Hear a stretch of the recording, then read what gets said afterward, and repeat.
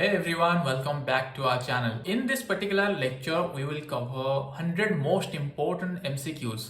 Those are being asked in different agri competitive exam. They are frequently asking this type of questions. Okay, so these are the most frequently asked questions you can find in any agri competitive exam, whether you are applying for agriculture supervisor post, whether you are applying for soil water conservation extension workers, whether you are applying for IBPS AFO, whether you are applying for AAO, RAO, RHEO, etc. Any type of agri competitive exam you are appearing in, from these 100 questions, you can find some questions there. What else we will do in this session, that we will not only discuss the answer, we will discuss what are the questions related to these questions that can be asked in different agri competitive exam and what are the concepts behind those questions, behind those answers, right? हम इस lecture में क्या करेंगे, ये जो 100 questions है जो कि most frequently asked questions in different agri competitive exam, उसको हम डिस्कस करेंगे वन बाय वन एंड उसके रिलेटेड क्या क्या क्वेश्चन पूछा जा सकता है डिफरेंट एग्री कॉम्पिटिटिव एग्जाम में, या concepts behind all those questions, क्या क्या कॉन्सेप्ट है, राइट? बिकॉज कॉन्सेप्ट आपको जानना जरूरी है. क्वेश्चंस आपको कोई भी ऑब्जेक्टिव बुक में मिल जाएगा, कोई भी वेबसाइट में मिल जाएगा, कोई भी यूट्यूब सीरीज में मिल जाएगा क्वेश्चंस, लेकिन अगर आप एक बार कॉन्सेप्ट समझ लिए, क्वेश्चन और आंसर का जो कॉन्सेप्ट होता है उसको अगर आप समझ लिए, तब आप कोई भी एग्जाम में अपेयर करते हो, आप अच्छा स्कोर कर पाओगे, अच्छा रैंक ला पाओगे. अगर आपका कॉन्सेप्ट क्लियर नहीं है तो आप कहीं ना कहीं पे आप गड़बड़ करोगे और आप नेगेटिव करके चले आओगे. इसीलिए बहुत सारे कैंडिडेट जो है उनको सफलता नहीं मिलता है, they cannot succeed in different competitive exam. Specially competitive exam crack करने के लिए आपको एक्यूरेसी बहुत जरूरी है. एक्यूरेसी लाने के लिए आपको बार बार प्रैक्टिस, रिवीजन एंड कॉन्सेप्चुअली आप स्ट्रांग होना चाहिए आपको, राइट? तो इस सेक्शन में हम लोग सारे क्वेश्चन का बीट बाय बीट कॉन्सेप्ट पकड़ेंगे और आपको मैं गारंटी के साथ बोल रहा हूं कि इसमें से आपको कोई भी एग्जाम आप अपेयर कर रहे हो, इसमें से क्वेश्चन आना ही आना है एंड आप उसको 100% करेक्ट करके आओगे. So without wasting much time, let's begin our discussion series on 100 most important, most frequently asked questions in agriculture. और स्टार्ट करने से पहले एक चीज आपको बोलना चाहूंगा कि आप अगर हमारे चैनल पे नए हैं तो चैनल को सब्सक्राइब करना ना भूलें, क्योंकि यहाँ पे more than 300 lectures we have already uploaded which are conceptual, mock test and different doubt clearance sessions. So अगर आपको कोई भी कॉन्सेप्ट के बारे में जानना है, कोई भी डाउट्स है, आप कमेंट करके पूछ सकते हैं. हम क्वेरी को सॉल्व करने की कोशिश करेंगे. आपको किसी भी सिलेबस के ऊपर आपको अगर लेक्चर चाहिए, आपको कुछ मॉक टेस्ट चाहिए, तो हमें बताइए, हम उसको प्रिपेयर करके आपके लिए पेश करेंगे. और आपको अगर कोई भी डाउट है, आप क्लियर करना चाहते हो, तो हमारा जो टेलीग्राम ग्रुप है एग्रीकल्चर की वन है, वहां पे आप ज्वाइन कर सकते हो. वहां पे बहुत सारे students already they have join there. So we will discuss their your doubts and whatever concepts you are lacking, right? So let's start today's session. So students, let's begin with 100 frequently asked questions from agriculture. These questions are frequently being asked in different competitive examination, whether you are appearing for state agri competitive examination, whether you are appearing for national level agri competitive examination, or any like IBPS AFO or any agri competitive examination. From this 100 questions you can find some of the questions. So this is not important to grasp the questions and answers. It is important to understand the concepts behind that. You just do not focus on the questions being asked here. Just focus what are the concepts and what are the related questions also can be asked in different agri competitive exam. Because question आपको हर जगह मिल जाएगा, question आपको objective books में मिल जाएगा, question आपको different website में मिल जाएगा, लेकिन कॉन्सेप्ट आपको हर जगह नहीं मिलेगा. कॉन्सेप्ट आपको बुक में मिलेगा. अगर आप पढ़ के समझ नहीं पा रहे हो तो this type of session will be helpful for you. अगर आपको कोई भी चैनल में, मैं नहीं बोल रहा हूँ कि मेरे चैनल में भी आप सर्च करो, कोई भी चैनल में अगर कॉन्सेप्ट मिल रहा है तो उस चैनल को आप प्रेफर करो. कोई भी चैनल में सिर्फ क्वेश्चन आंसर डिस्कस कर रहे हैं तो वो ज्यादा हेल्पफुल नहीं होगा आपके लिए, राइट? तो let's start. So this session will be helpful for any type of agri competitive exam, whether you are appearing for soil water conservation extension worker, whether you are appearing for agriculture supervisor post, whether you are appearing for IBPS AFO, RAO, RHEO, AAO, assistant soil conservation officer, ADA, IFCO, or other agri competitive examination. आप हमारा channel Jagdish चैना agriculture आप उसको subscribe कर लीजिए और Telegram group भी हमारा ज्वाइन कर लीजिए। यहाँ पे हम लोग बहुत सारे conceptual lectures, mock test, quizzes, different types of quizzes, different discussions organize कर रहे हैं, तो आप उसका बेनिफिट ले सकते हो। आपको दिस क्वेश्चन पेपर इसका पीडीएफ आपको मिल जाएगा हमारे टेलीग्राम ग्रुप पे, आप वहां पे एक्सेस कर सकते हो, अपना खुद को टेस्ट करो, उसके बाद आपको ये जो आंसर्स और डिस्कशन है इसको आप टैली करो। और डिस्कशन जितना भी मैं कर रहा हूँ उसको अच्छे से सुनो। आप क्या करते हो, आप जब क्वेश्चन आंसर सेशन होता है आप सिर्फ क्वेश्चन और आंसर के ऊपर फोकस करते हो कि ये क्वेश्चन का ये आंसर हो गया हमारा, लेकिन ये नहीं होना चाहिए। आपको उसका अंदर में जो भी कॉन्सेप्ट है उसका रिलेटेड जो भी क्वेश्चन है उसको आपको क्लियर करना है, उसको आपको नोट डाउन करना है, ताकि होगा क्या, आपको लॉन्ग टर्म के लिए रिटेन होगा आपकी मेमोरी में। अगर आप ये समझ के स्किप कर रहे हो कि ये चीज़ मुझे पता है, क्या पता मैं अगर और कुछ बोल रहा है जो कि आपको नहीं पता है, या फिर आपको अगर पता भी है तो आपका रिवाइज हो जाएगा, तो आपको वो चीज़ ज़्यादा लंबे समय तक आपका दिमाग में रहेगा, तो आपका जो नेगेटिव होने का चांसेस है एग्जाम हॉल में वो कम हो जाएगा, right. So let's begin with the first question. Who is known as the father of green revolution? ये सबको पता है, who is known as the father of green revolution, कौन है? इसका आंसर क्या होगा? N E Borlaug, Norman E Borlaug, okay. इनको बोला था फादर ऑफ ग्रीन रिवॉल्यूशन। अगर इसी केस में question will be asked like who is the father of green revolution in India, then you have to answer M S. Swaminathan, green revolution in India. अगर question पूछा जाएगा तो आपको आंसर करना है एम.एस. स्वामीनाथन। ये नॉर्मन ई बोरलॉग है जो कि फादर ऑफ ग्रीन रिवॉल्यूशन है। उनको नोबेल प्राइज अवार्ड किया गया था, नोबेल प्राइज इन पीस। कौन सी डिवीजन में अवार्ड किया गया था? पीस में, ओके, ये याद करना। मेंडल ये कौन है? Father of genetics. Father of genetics अगर पूछा जाएगा तो मेंडल उसका आंसर होगा। जेथ्रो टूल, इनको बोला जाता है father of wheat science and father of tillage and wheat science का ये फादर है जेथ्रो टूल। इन्होंने जेथ्रो टूल ने एक किताब भी लिखे थे, उसका नाम है horse hoeing husbandry, okay. Horse hoeing husbandry नाम का एक किताब भी जेथ्रो टूल ने लिखे थे। सो इसका आंसर है who is known as father of green revolution? N E. Borlaug, remember. Next question, ICR was established in the year. ICR क्या होता है? Indian council of agricultural research, जो कि गवर्निंग बॉडी है जितना भी एग्रीकल्चरल एक्टिविटी हो रहा है इंडिया में, उसका गवर्निंग बॉडी कौन है? ICR, Indian council of agricultural research. ये एस्टैब्लिश्ड हुआ था 1929 में। अगर मोर स्पेसिफिकली आप बोलोगे तो 16 जुलाई 1929 में ये एस्टैब्लिश हुआ था। सो पहले ये एस्टैब्लिश हुआ था एट पूसा यानी बिहार में है वो। 1929 में बिहार में एस्टैब्लिश हुआ था, पूसा प्लेस में। 1934 में एक अर्थक्वेक आया जो इसका बिल्डिंग को डिस्ट्रॉय कर दिया। उसके बाद 1936 में ये दिल्ली शिफ्ट हो गया, न्यू दिल्ली। 1905 में IARI एस्टैब्लिश हुआ था, इंडियन एग्रीकल्चरल रिसर्च इंस्टीट्यूट। 1948 में FAO, food and agriculture organization, ये एस्टैब्लिश हुआ था। 1960 में हमारा जो first SAU, state agricultural university, first state agricultural university, जो कि GB Pant agricultural university and technology, GBPUAT, ये एस्टैब्लिश हुआ था 1960 में, ओके। सो देखो कितने सारे क्वेश्चंस हम डिस्कस कर रहे हैं यहाँ पे, तो आपको ये सारे क्वेश्चंस लिख लेना है और आपको ये सारे क्वेश्चन रिमेंबर हो जाएगा अगर आप ऐसे डिस्कस करके पढ़ोगे कि हर एक ऑप्शन का क्या आंसर होगा, हर एक क्वेश्चन किसके साथ रिलेटेड है, क्या क्या चीज़ें हैं उसमें, तो आपको ज़्यादा लंबे समय तक ये दिमाग में रहेगा। तो ये सारे चीज़ याद करना। तो इसीलिए without skipping the video, without knowing the only the answer, you must see all the concepts, all the related questions also. Next question, agriculture revolution that is associated with enhancement of aquatic animal and fisheries production called। बहुत सारे agricultural revolution हुआ था India में। कौन सी agricultural revolution associated with aquatic animal and fisheries production development के लिए कौन सी एग्रीकल्चरल रिवॉल्यूशन हुआ था? That is blue revolution, okay. Blue revolution जो है फिशरीज प्रोडक्शन एनहांस करने के लिए इसका रिवॉल्यूशन हुआ था। देन ग्रीन रिवॉल्यूशन किसके लिए हुआ था? Food grain production. White revolution जो है मिल्क प्रोडक्शन एनहांसमेंट के लिए व्हाइट रिवॉल्यूशन हुआ था। देन येलो रिवॉल्यूशन जो है oil seed enhancement, oil seed production enhancement के लिए जो रिवॉल्यूशन हुआ था उसको बोलते हैं येलो रिवॉल्यूशन। फिश प्रोडक्शन के लिए blue revolution, right. Then milk revolution का जो फादर ऑफ मिल्क रिवॉल्यूशन बोलते हैं किसको?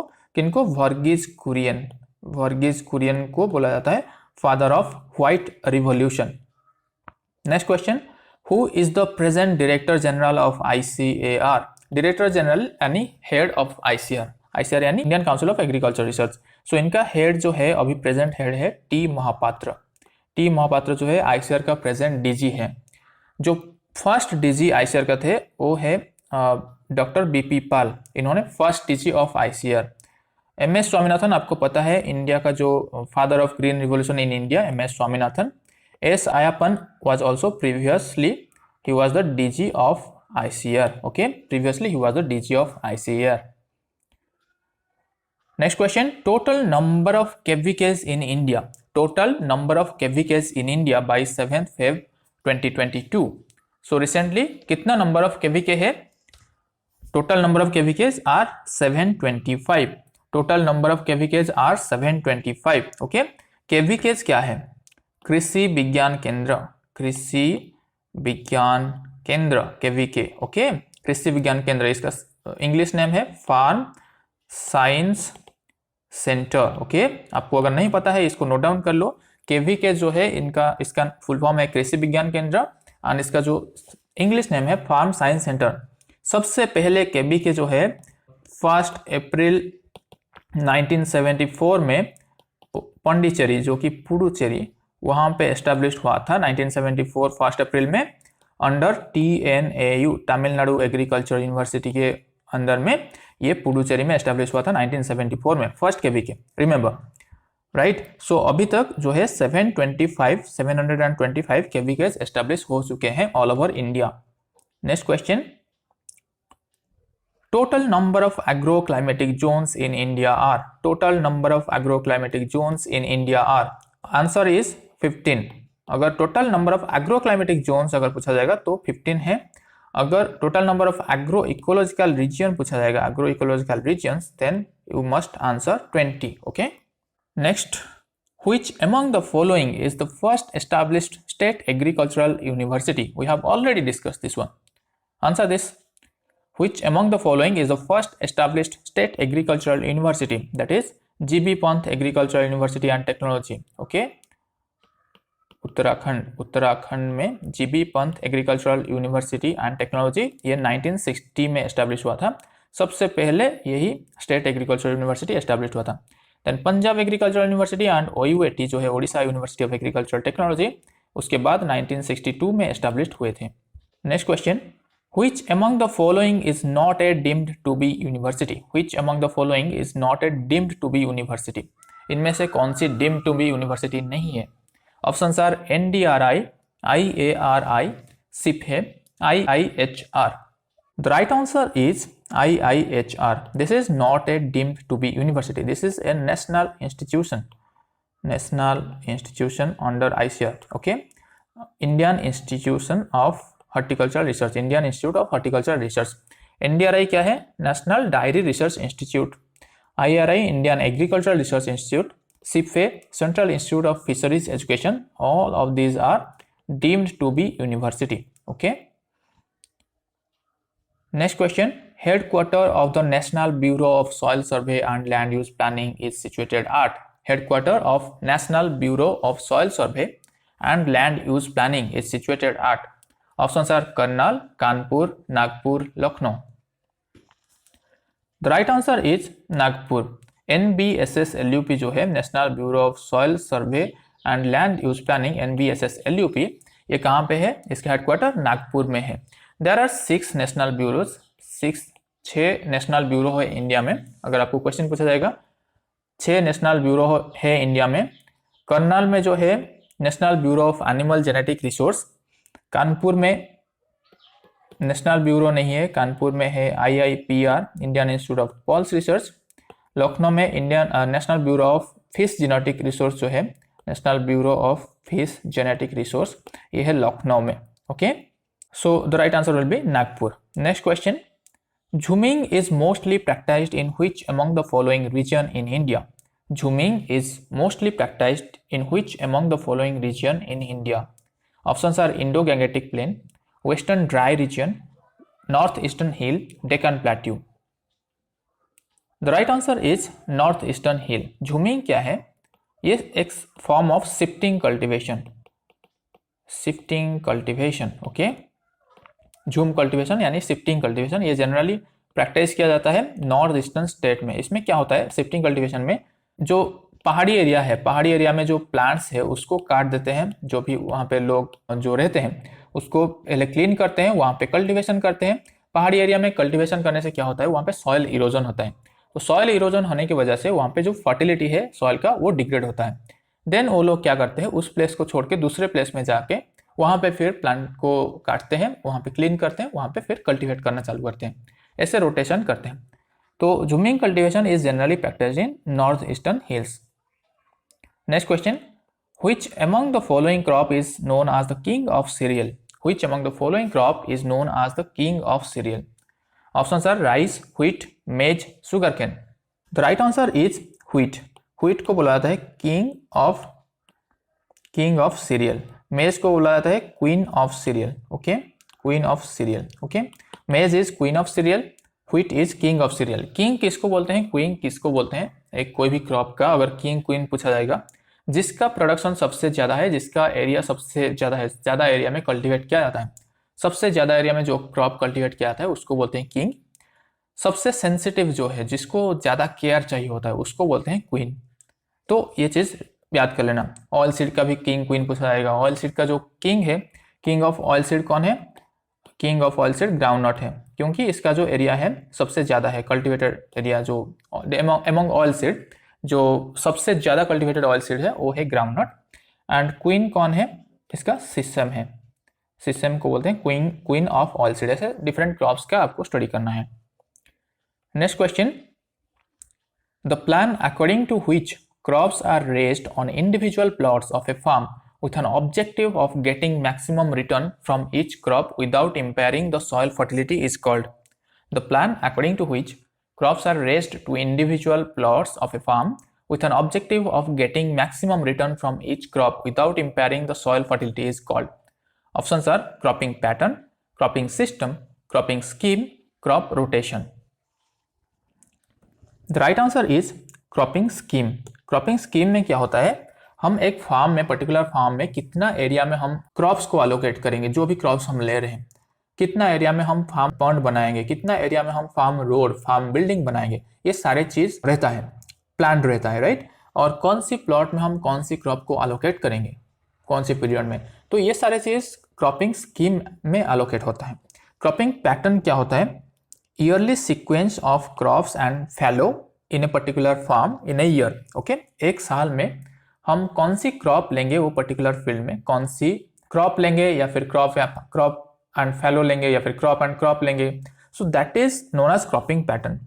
Cropping pattern followed in a farm and its interaction with other farm enterprises, that is known as cropping system. cropping system क्या है? Cropping pattern हम वो farm में क्या फॉलो कर रहे हैं एंड उसका इंटरेक्शन कैसा है दूसरे फार्म एंटरप्राइजेस के साथ, that is known as cropping system. Crop rotation क्या है? एक क्रॉप के बाद दूसरा क्रॉप रोटेट करना। ओके, एक क्रॉप ना करके रोटेट करना क्रॉप को, उसको बोलते हैं crop rotation, right. So the right answer here will be cropping scheme. Next question, the cropping intensity in monocropping is, the cropping intensity in monocropping is, options are 1%, 10%, 100%, 200%. The right answer is 100%. How cropping intensity is calculated? Cropping intensity is equal to gross cropped area divided by net cropped area into 100. Okay, so gross cropped area यानी अगर suppose हम monocropping कर रहे हैं, monocropping यानी एक plot में हम एक साल में एक ही क्रॉप लगा रहे हैं वहां पे, राइट, मोनोक्रॉपिंग। अगर 2 क्रॉप लगा रहे हैं तो उसको बोलते हैं डबल क्रॉपिंग, अगर 3 क्रॉप लगा रहे हैं एक साल में एक प्लॉट में उसको बोलते हैं ट्रिपल क्रॉपिंग। तो मोनोक्रॉपिंग में क्या हुआ, जितना हमारा जो ग्रॉस क्रॉप्ड एरिया है, कितना एरिया में हम कल्टीवेट करें, सपोज ये 1 हेक्टेयर का एरिया है, तो वहाँ पे हम 1 हेक्टेयर में ही एक साल में कल्टीवेट कर रहे हैं, और हमारा जो नेट प्लॉट है, जितना प्लॉट साइज है वो है 1 हेक्टेयर, तो यहाँ पे इंटू 100, तो वहाँ पे हो जाएगा 100%। अगर यहाँ पे हम डबल क्रॉप कर रहे हैं, 2 क्रॉप ले रहे हैं एक ही प्लॉट में, तो ग्रॉस क्रॉप्ड एरिया हो जाएगा, मतलब 2 हेक्टेयर हम यूज किए, उसी प्लॉट को 2 बार यूज किए तो 2 हेक्टेयर हो जाएगा, 2 hectare divided by net plot हो गया 1 हेक्टेयर इंटू 100, इसको हो जाएगा 200%। अगर उसी केस में 3 क्रॉप ले रहे हैं एक साल में तो फिर 300% ऐसे होगा। तो क्रॉपिंग इंटेंसिटी का फॉर्मूला ये है। एंड मोनोक्रॉपिंग केस हम एक क्रॉप ले रहे हैं, इसीलिए वहाँ पे क्रॉपिंग इंटेंसिटी जो होगा 100% होगा। Next question, in which of the following multiple cropping system there is no overlapping between component crops found? In which among the following multiple cropping system there is no overlapping between component crops found? Options are intercropping, mixed cropping, relay cropping, sequential cropping. The right answer is sequential cropping. Okay, question क्या है यहाँ पे समझ लो। इनमें से कौन सी क्रॉपिंग सिस्टम में there is no overlapping between component crop. Suppose हम एक क्रॉप ले रहे हैं और दूसरा क्रॉप ऐसे ले रहे हैं, इसके बाद ये कंप्लीट होने के बाद दूसरा क्रॉप ले रहे हैं, तो यहाँ पे ओवरलैपिंग नहीं हो रहा है। लेकिन सपोज हम एक क्रॉप लगा रहे हैं उसी फील्ड में, दूसरा क्रॉप भी उसके बीच में लगा दिए उसी पीरियड में, क्रॉप पीरियड में, तो ये ओवरलैपिंग हो गया। तो इंटरक्रॉपिंग में क्या होता है, इंटरक्रॉपिंग का डेफिनेशन क्या है, हम 2 क्रॉप ले रहे हैं with certain row arrangement. Okay, intercropping में हम 2 क्रॉप ले रहे हैं विथ सर्टन रो अरेंजमेंट ले रहे हैं। जैसे कि व्हीट एंड मस्टर्ड का 9:1 रो में सोइंग किया जाता है। जैसे इंटरक्रॉपिंग का दूसरा लेक्चर भी मैं रिसेंटली अपलोड किया हूँ, उसको आप दे सकते हो। इंटरक्रॉपिंग क्या है, उसको कैसे कैलकुलेट करते हैं, different types of intercropping also we have discussed here. So intercropping में क्या होता है, ओवरलैपिंग होता है। 2 क्रॉप का जो ड्यूरेशन है, क्रॉप ड्यूरेशन, वो ओवरलैप होता है। मिक्स्ड क्रॉपिंग में क्या होता है, हम कोई भी सर्टन रो अरेंजमेंट नहीं करते और डायरेक्टली मिक्स करके सीड को, डिफरेंट सीड को वहां पे सोइंग कर देते हैं फील्ड में, तो यहाँ पे भी ओवरलैपिंग होता है। रिले क्रॉपिंग में क्या होता है, certain period of A crop that is overlapped. Okay, relay cropping में क्या होता है, एक क्रॉप फ्लावरिंग स्टेज पहुंचने के बाद दूसरा क्रॉप सोइंग होता है, तो कुछ ड्यूरेशन के लिए ये ओवरलैप्ड रहता है। लेकिन सिक्वेंशियल क्रॉपिंग क्या है, जैसे डबल क्रॉपिंग हो गया, ट्रिपल क्रॉपिंग हो गया, वहां पे क्या होता है, सिक्वेंशियल क्रॉपिंग में एक क्रॉप सोन किए, वहां पे हार्वेस्टिंग के बाद ही दूसरा क्रॉप हम सोइंग कर रहे हैं फील्ड कल्टीवेशन प्रैक्टिस करके। तो इसमें क्या होता है, सिक्वेंशियल क्रॉपिंग में हमारा ओवरलैप नहीं होता है। So this will be the right answer. Next question, which among the following cropping is based on the principle of annidation in space only. Okay, so annidation क्या है, कंप्लीमेंटरी इंटरेक्शन है। जब हम 2 क्रॉप को ले रहे हैं एक फील्ड में, तो उनके बीच में कुछ इंटरेक्शन रहता है, right. So that interaction whether it is temporal, time duration के लिए, या फिर स्पेशल यानी स्पेस में, तो उसको बोलते हैं annidation in space and annidation in time. So यहाँ पे जो पायरा क्रॉपिंग हम करते हैं, वहाँ पे हमारा जो एनिडेशन रहता है बोथ स्पेस एंड टाइम में रहता है। क्यों, क्योंकि एक पर्टिकुलर स्पेस में हम 2 क्रॉप ले रहे हैं और एक पर्टिकुलर टाइम पीरियड के लिए वो ओवरलैप कर रहे हैं, तो उसमें बोथ स्पेस एंड टाइम में रहता है। इंटरक्रॉपिंग में बोथ स्पेस एंड टाइम में रहता है। मल्टी स्टोरीड क्रॉपिंग में, लेकिन यहाँ पे जो आंसर यहाँ पे होगा ये है multi storied cropping.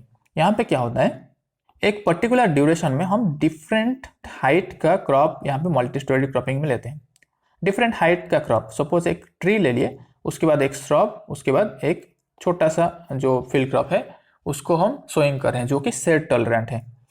This taller plants are heliophytes and this shorter plants they are they are growing well in shade condition also, so they are known as pseuophyte.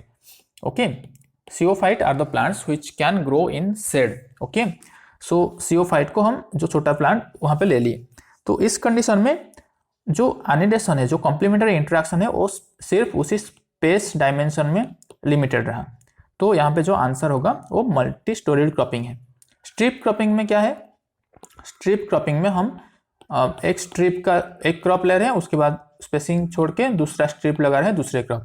तो यहाँ पे भी जो है एक पर्टिकुलर टाइम में हम 2 क्रॉप ले रहे हैं और स्पेस में वहाँ पे एनिडेशन हो रहा है, एंड स्पेशल एनिडेशन और टेम्पोरल एनिडेशन दोनों रहता है in strip cropping also. So only spatial annidation is can be seen in multi storied cropping. Next question, chemical substance that released from plants and affects surrounding crop or plant, that is known as chemical substance that are released from plants and affects surrounding crops or plants, known as, the right answer is allelochemicals. Allelochemicals क्या होता है, these are certain chemicals which released from plants, whether through root, whether through leaf or whether through leaches, these are releasing from plants and this affect or inhibit the growth of other plants surrounding, okay, which are susceptible to that allelochemicals. So allelochemicals जो concept है, first इसको propose किए थे mollies ने. Mollies, the term allelochemical was proposed by mollies, MOLISH. So mollies ने propose किए थे 1937 में. Okay, these are certain metabolites. Okay, allelochemicals are certain metabolites. So there are different forms of allelochemicals are also there. Next question. The relationship between organism with other organism and surrounding environment is called as. The relationship between organism with other organism and surrounding environment is called as. Options are climatology, ecology, meteorology, microbiology. The right answer is ecology. Ecology term was coined by Ernst Haeckel. Okay.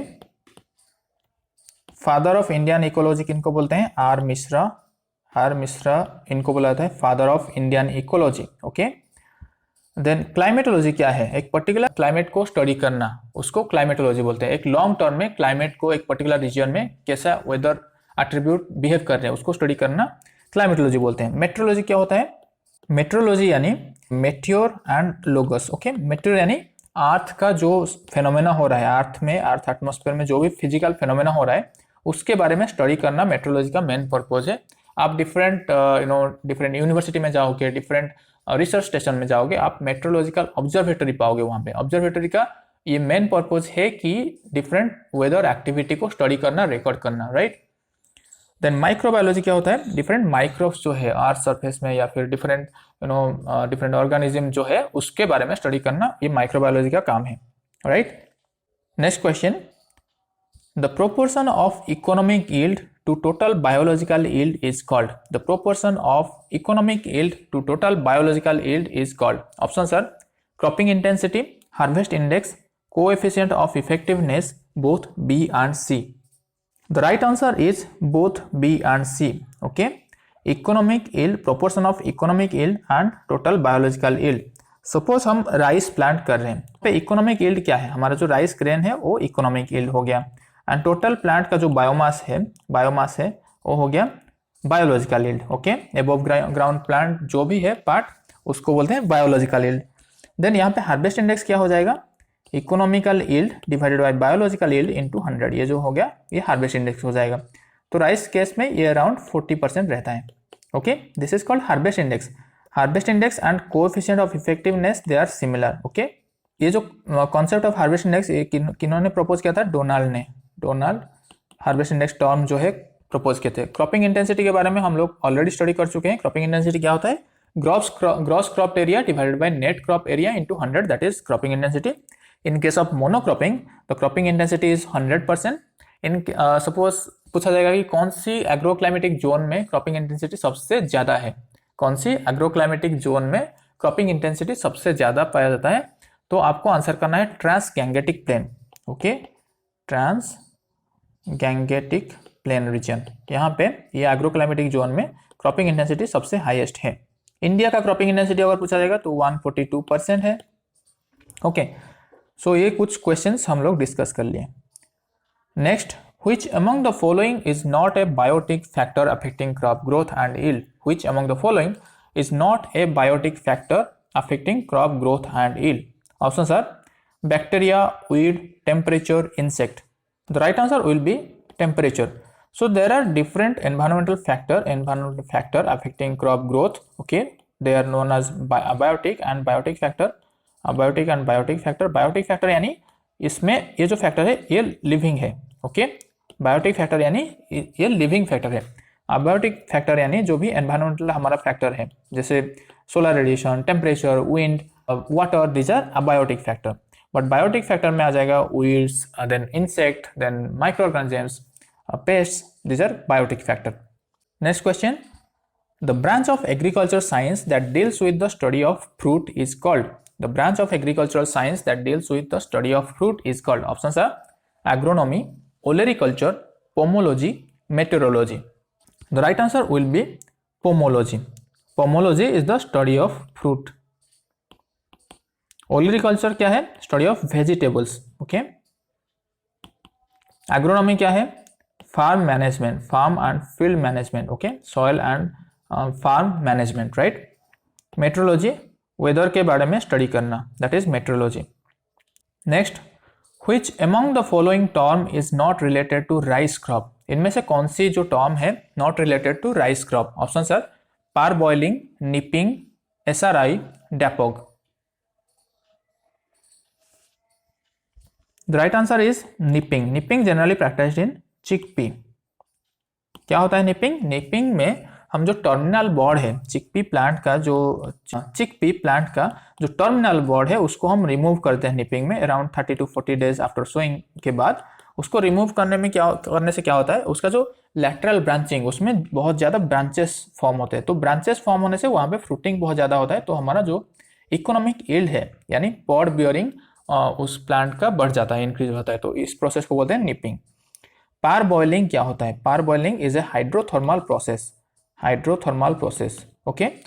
इसमें क्या होता है, सब boiling temperature water में हम जो हमारा rice है, ओके, बिफोर मिलिंग उसको क्या करते हैं, गर्म करते हैं। Up to 24 hours to 48 hours हम गर्म करते हैं। तब क्या होता है, जो राइस ब्रांच से certain nutrients they are being observed by the rice, that is white part, okay. So वो जो है न्यूट्रिएंट एब्जॉर्ब हो जाता है और राइस का जो कीपिंग क्वालिटी है वो बढ़ जाता है। देन मिलिंग के टाइम उसका जो लॉसेस होता है, डिफरेंट ब्रेक होने का चांस रहता है, वो कम हो जाता है। So this is parboiling process. SRI क्या होता है? This is called system of rice intensification, okay, system of rice intensification. इसमें 25 by 25 सेंटीमीटर स्पेसिंग दिया जाता है एंड इसमें केमिकल इनपुट बहुत कम यूज होता है। देन इसमें जो फील्ड है उसको वाटर लॉगिंग नहीं किया जाता है, उसको जस्ट सैचुरेटेड कंडीशन में रखा जाता है। तो एसआरआई करने का मेन पर्पज ये है कि वाइडर स्पेसिंग देने, प्लांट को वाइडर स्पेसिंग दीजिए और ताकि उसका जो रूटिंग है वो बहुत अच्छे से हो पाए, ओके, एंड वाटर लॉगिंग ना होने से एरेशन प्रॉपर हो एंड रूट का ग्रोथ प्रॉपर हो एंड रूटिंग जो है बहुत अच्छे से वो इंटेंसिफाई हो पाए। Then dapog is a method of nursery raising in rice. Dapog nursery, इसमें नर्सरी जो है राइस का 11 to 14 डेज में रेडी हो जाता है डेपोग नर्सरी में, right. So parboiling, SRI and DAPOG, these are related to rice crop. Nipping is related to chickpea. Next question, which among the following crop is known as Drosophila of crop plants? Which among the following crop is known as Drosophila of crop plants? The right answer is maize. Maize को क्या बुलाते हैं? Drosophila of crop plant. ये बहुत सारे exam में पूछा जाता है। Who identified two forms of idiotype? Isolation and competition idiotype. There are different types of idiotype. One is isolation ideotype, one is competition ideotype. किन्होंने इसको प्रपोज किया था? इसको प्रपोज किए थे डोनाल्ड एंड हैम्बलिन ने। ये दोनों साइंटिस्ट ये दो टाइप का इडियोटाइप प्रपोज किए थे, जो कि आइसोलेशन एंड कॉम्पिटिशन इडियोटाइप। इडियोटाइप यानी एक प्लांट को ऐसे तैयार करना जो कि उस क्लाइमेट सिचुएशन के हिसाब से वो ग्रो कर सके, राइट। सपोज कहीं पे ड्राई रीजन है तो वहां पे ऐसा एक प्लांट हमको प्रिपेयर करना है थ्रू ब्रीडिंग और मे बी थ्रू बायोटेक्नोलॉजी। ऐसा एक प्लांट प्रिपेयर करना है जिसका जो ट्रांसपिरेशन रेट है वो कम होगा और उसका जो रूटिंग है वो बहुत ज़्यादा होगा, ताकि वो डीपर लेयर में जाके वाटर को अपटेक कर सके।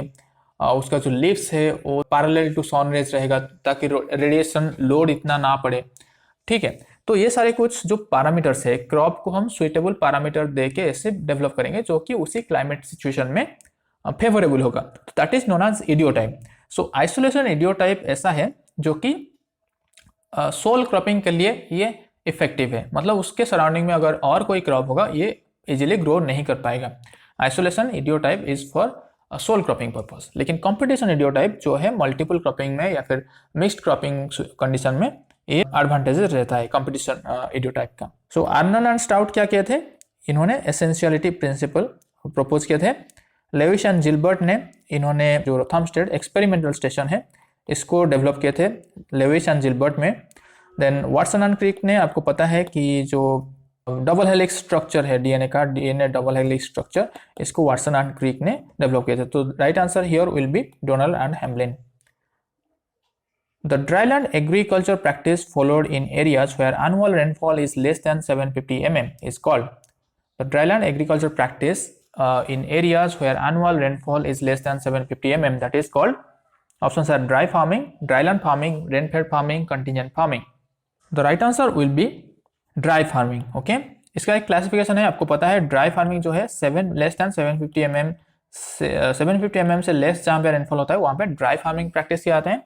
ड्राईलैंड फार्मिंग जो है 750 टू 1150 mm जहाँ पे रेनफॉल होता है वहाँ पे ड्राईलैंड फार्मिंग प्रैक्टिस किया जाता है। रेनफेड फार्मिंग जो है 1150 से ग्रेटर जहाँ पे रेनफॉल होता है वहाँ पे रेनफेड फार्मिंग प्रैक्टिस किया जाता है। Next question, which among the following crop can be suitably taken in waterlogged soil? Which among the following crop can be suitably taken in waterlogged soil? Options are rice, maize, jute, both A and C. The right answer will be both A and C. Both rice and jute they can be taken in waterlogged condition. Jute का again दो type का jute होता है, एक Corchorus capsularis होता है, capsularis, another is Corchorus olitorius होता है। ओके, जो ओलिटारियस जूट है this is not suitable for water logging condition, this is mainly practised in well drained condition. But जो कैप्सुलारिस जूट होता है this can be cultivated in water logged condition. And capsulary jute जो है वो generally 70 to 80% जो भी jute growing area है India world में, all over world 70 to 80% area में कैप्सुलरिस जूट ही कल्टिवेट किया जाता है। राइस क्यों वाटर लॉगिंग कंडीशन में सर्वाइव कर सकता है? Due to aerenchymatous tissue, aerenchymatous tissue. Okay, ये भी क्वेश्चन पूछा आता है। Next question, the component of watershed from where rain water is collected that is called, the component of watershed from where rain water is collected that is called, options are catchment area, command area, basin, ridge line. Watershed is a drainage basin. Okay, watershed क्या है? हम जो water collect करते हैं एक location से, जो भी वाटर कलेक्ट होता है एक कॉमन आउटलेट दे के जब वो वाटर जा रहा है उसको बोलते हैं वाटर शेड।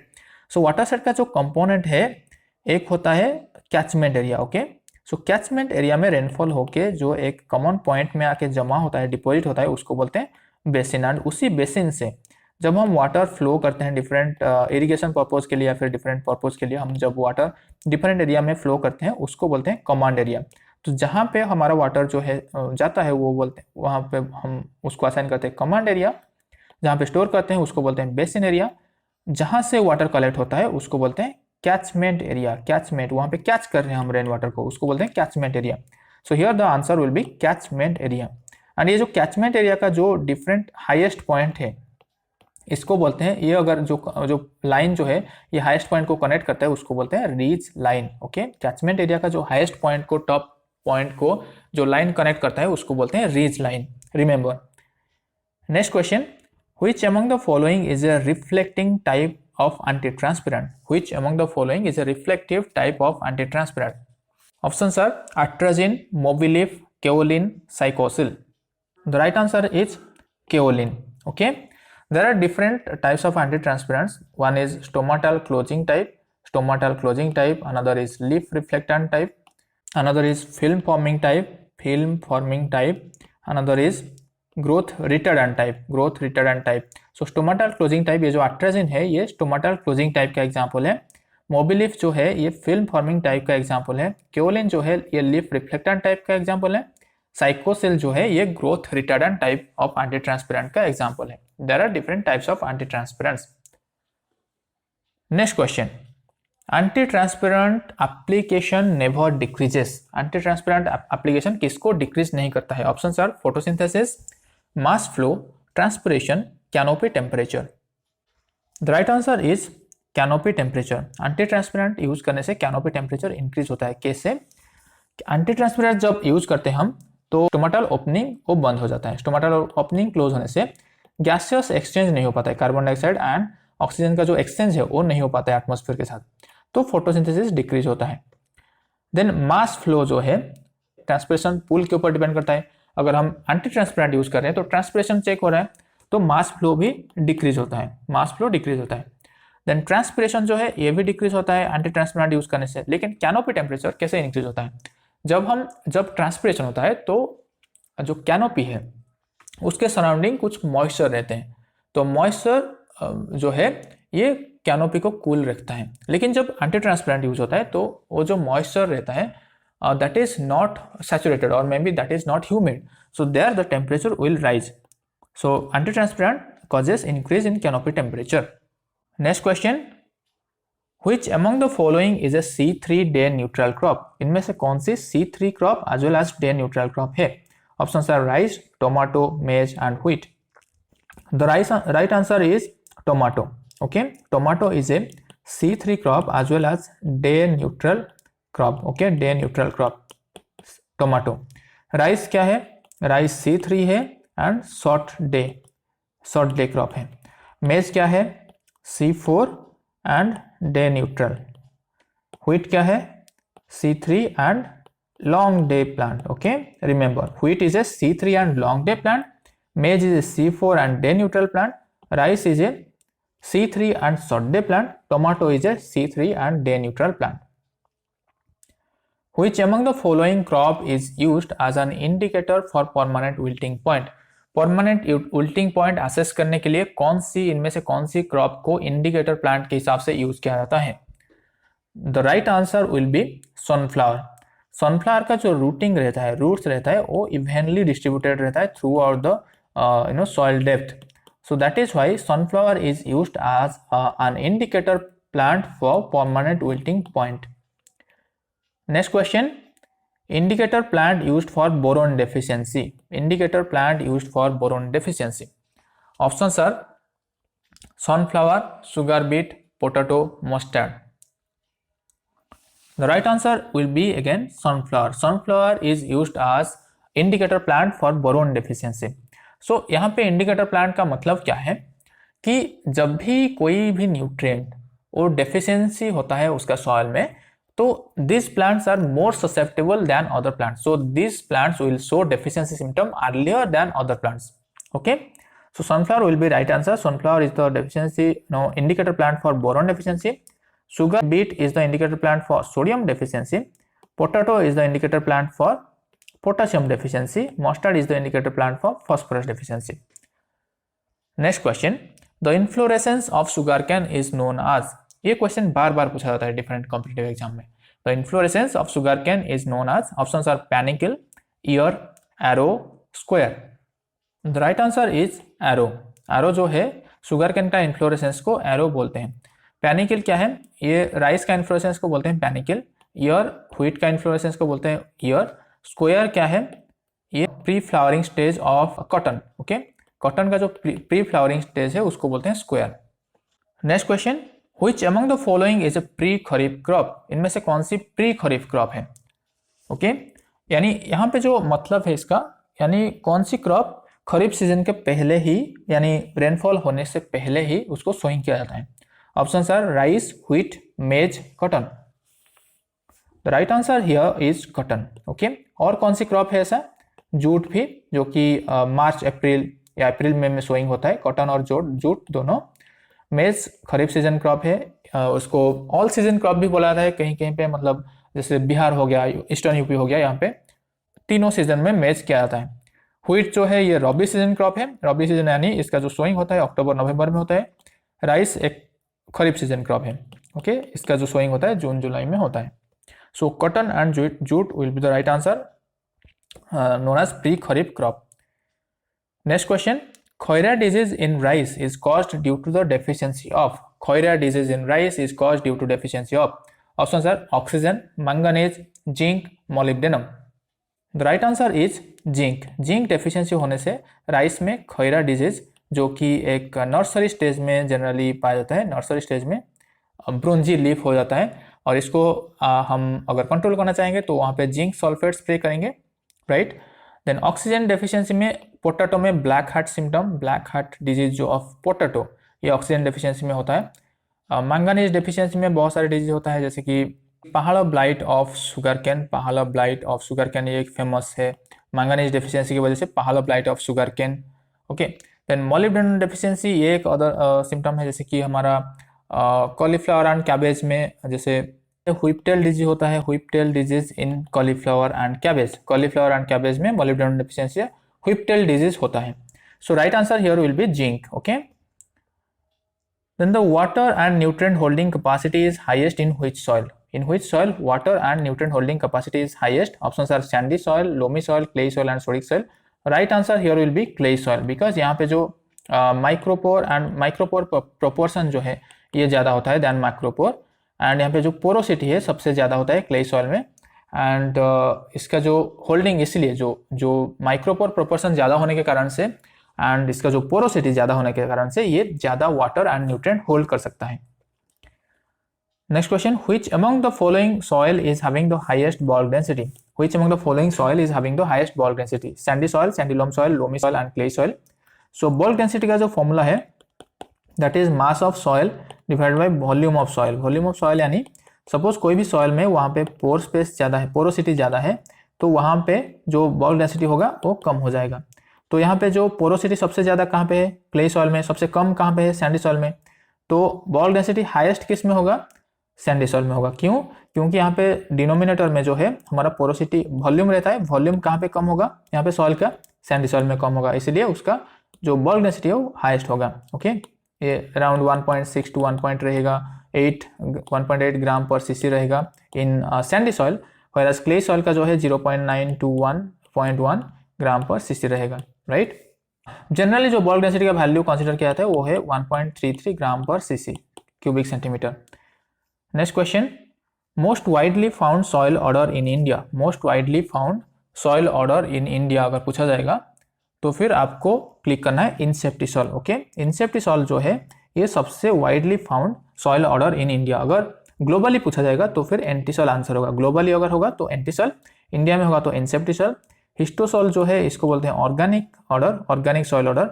मोलिसॉल जो है ये most suitable soil order for agriculture activity. Okay, how many types of soil order are there?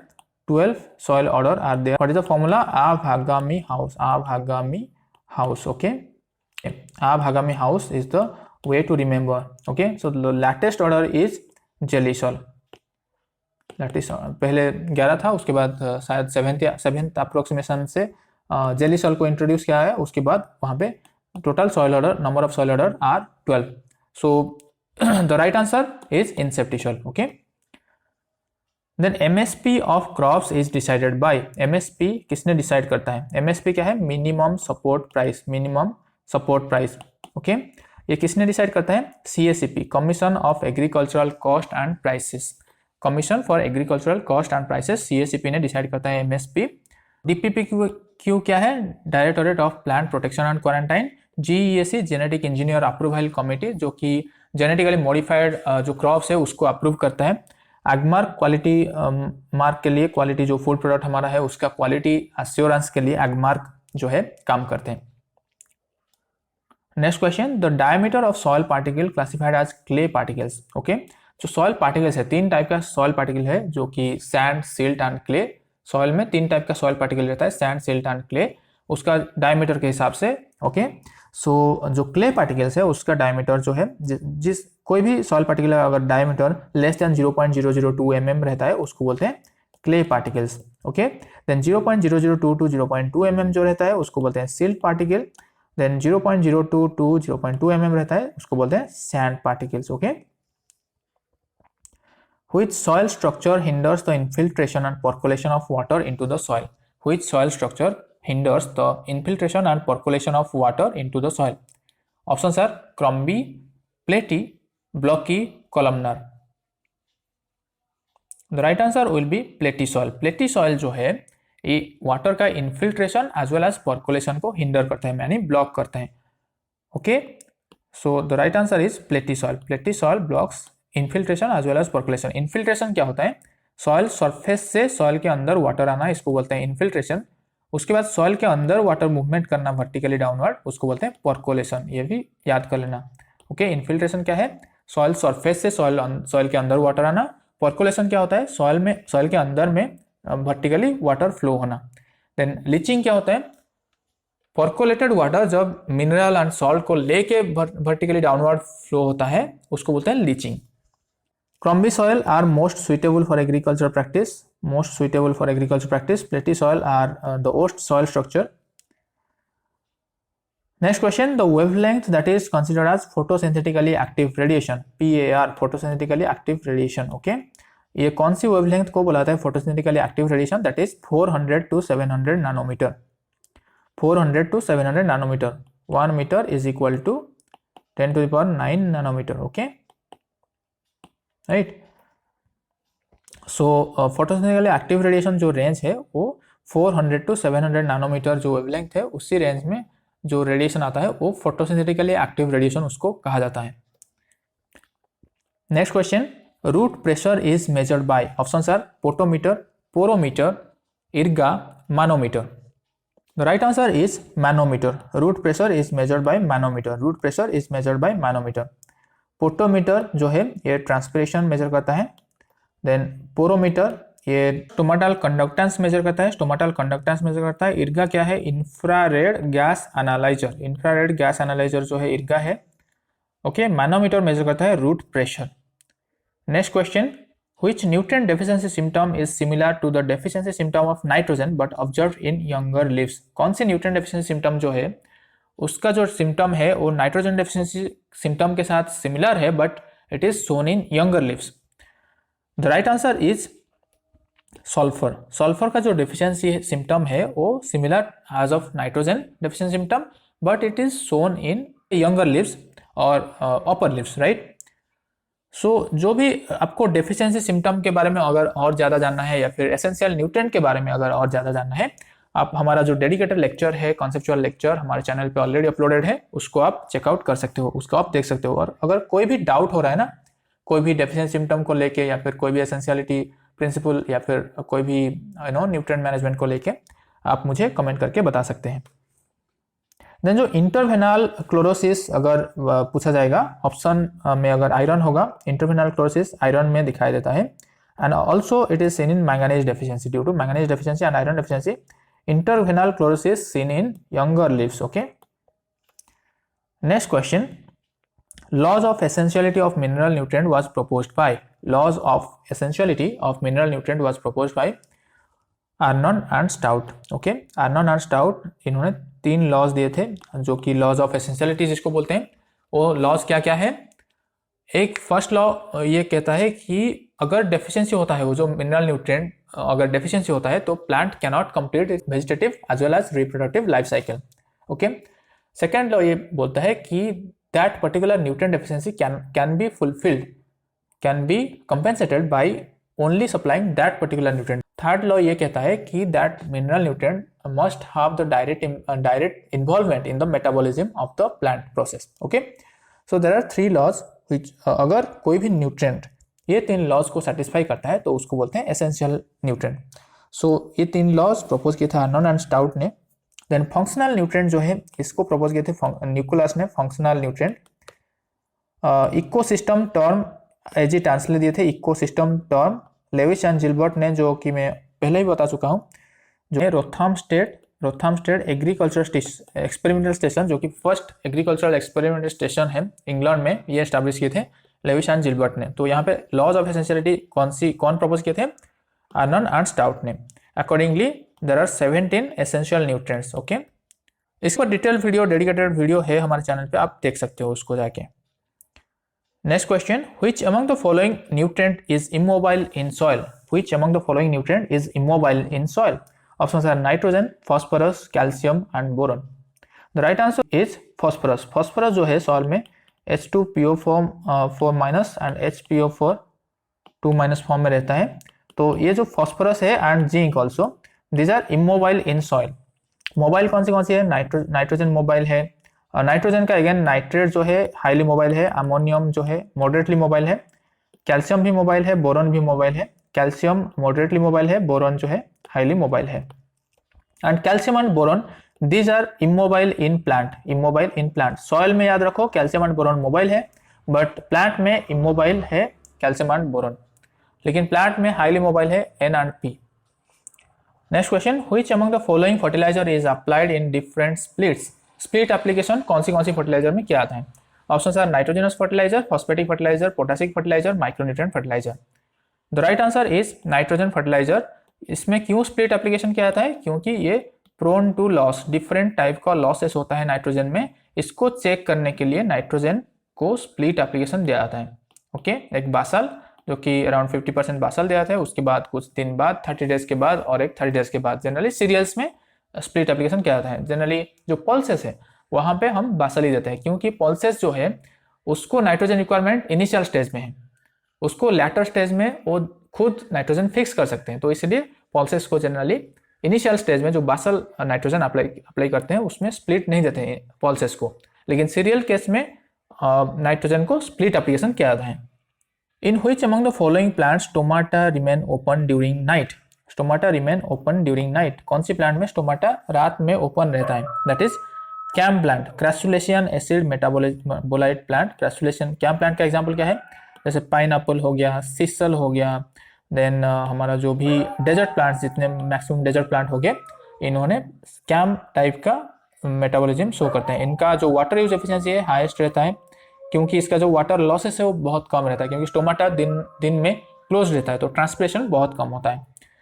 C4 plant का एग्जांपल जैसे शुगर कैन हो गया, देन मेज हो गया, these are C4 plant. C3 plants का example these are like rice, wheat, different pulses, oil seeds, these are C3 plants. Next, the fruit of mustard is called siliqua. Okay, fruit of mustard, ये different exam में पूछा जाता है। Fruit of mustard is known as siliqua. Caryopsis is the fruit of, जैसे rice हो गया, जितने भी सीरियल हो गया उनका जो फ्रूट को या फिर सीड को बोलते हैं caryopsis. Fruit of rose is known as hip. Okay, siliqua इसका राइट आंसर होगा, मस्टर्ड का फ्रूट को सिलिक्वा बोलते हैं। Next question, the most critical stage for irrigation in sugarcane is? The most critical stage for irrigation in sugarcane is, that is formative stage. Sugarcane का different stage है, उसमें से most critical stage है formative stage. Critical stage of irrigation मतलब क्या है? अगर कोई भी स्टेज है क्रॉप का, उस टाइम अगर मॉइस्चर डेफिशिएंसी होता है तो जो लॉसेस है वो ज़्यादा होगा दैन अदर स्टेजेस, अगर मॉइस्चर डेफिशिएंसी अदर स्टेज में होता है। तो क्रिटिकल स्टेज में इरिगेशन करना बहुत जरूरी है, राइट? तो शुगर कैन केस में critical stage of irrigation is formative stage. जैसे हमारा जो मेज है वहाँ पे critical stage silking and tasseling and silking जो है, tasseling and silking, these are critical stage for irrigation in maize. Then हमारा व्हीट केस में CRI, जैसे आपको पता है, crown root initiation, this is the most critical stage for irrigation in wheat. Okay, so like that different crop के लिए different critical stage of irrigation होता है, उसको आपको याद करना है एग्जाम पॉइंट ऑफ व्यू से। Which among the following is not the unit of temperature? इनमें से कौन सी टेम्परेचर का यूनिट नहीं है? ऑप्शन है Réaumur, Kelvin, Celsius and bar. The right answer is bar. Bar किसका यूनिट है? प्रेशर का यूनिट है। Okay, pascal, bar, these are unit of pressure. Réaumur, Kelvin, Celsius, these are unit of temperature. Okay, इसका एक relation है, जैसे C/5 is equal to F minus 32/9 is equal to K minus 273/5 is equal to R/4. Okay, so this is the formula you have to remember if you want to convert from different temperature scales to different temperature scale, right? So this is the first part of this session. So it is already 1 hour. We have already covered like 50 to 60 minutes. So we want to discuss the another session, another half in a separate video. So you make sure that you are going through all these sessions, so that you will never miss a concept, right? So see you in the next part. Till then, bye bye, have a great day.